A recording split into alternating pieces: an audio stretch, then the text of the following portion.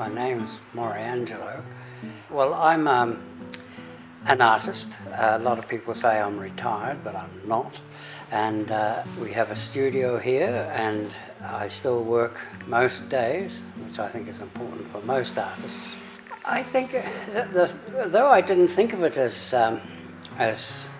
art, I thought of it as fun. I was given plasticine at school, and it was my best subject. Plasticine I excelled at, and if they'd had a certificate, I'd have got a certificate in plasticine. I used to make models of all shapes and sizes, and after the war, as new colours came out, I was able to add colours to my models, and when white came out, white plasticine was absolutely fabulous. My father used to be very good at drawing. This man back here, he was an excellent draftsman. And when he brought drawings home, he used to go to night school too, although he was a school teacher eventually. He came home from night classes with these drawings. I thought, oh, they're so perfect. I've had all sorts of jobs. I left school and went to study to be a teacher, and majored in art there. Down in the Dunedin Teachers College, and then went to the art school here in Dunedin, which was the one connected to this building, the old technical college now, but it was an art school in its own right in those days. And so I was able to major in art in the daytime at the Teachers College and come up here and work at night. That was my first job, more or less. Then I went overseas, taught overseas in London and Australia. But by this time I was studying again.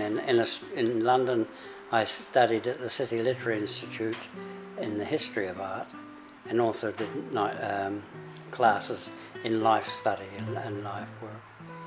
But in between times, to make sure that this was all paid for, I had to go out and work in the shearing sheds and the freezing works and the dairy factories, and of course I spent a fair time in the army as well. We were conscripted in those days. But of course, right through all my career, people have influenced me.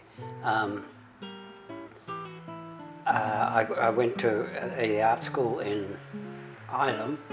When I was about 30, I went there and had to change my tack quite a bit.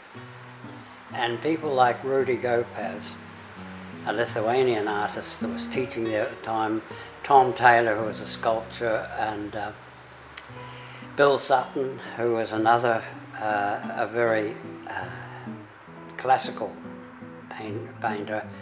And there were people like Leo Benjamin also, who really helped me a lot. They were great supporters, if you like. When you were getting down to it and you felt your work wasn't going very far, to go and have a couple of gins with them and a chat, you know, it really was good. They sort of helped you along a lot, yeah. It was interesting to see that Microsoft had one of my large paintings, and they redid their whole office in the colours of the painting. Now that's the way it should be. Usually it's the other way around.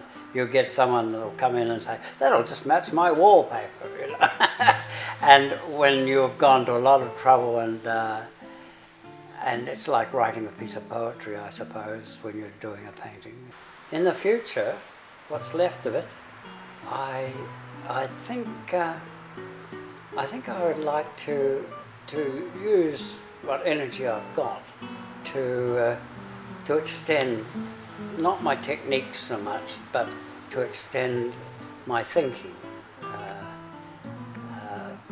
to see what wonderful things are still around us, what I can do with colours, what I can do with paint, to make a statement that painting isn't dead yet.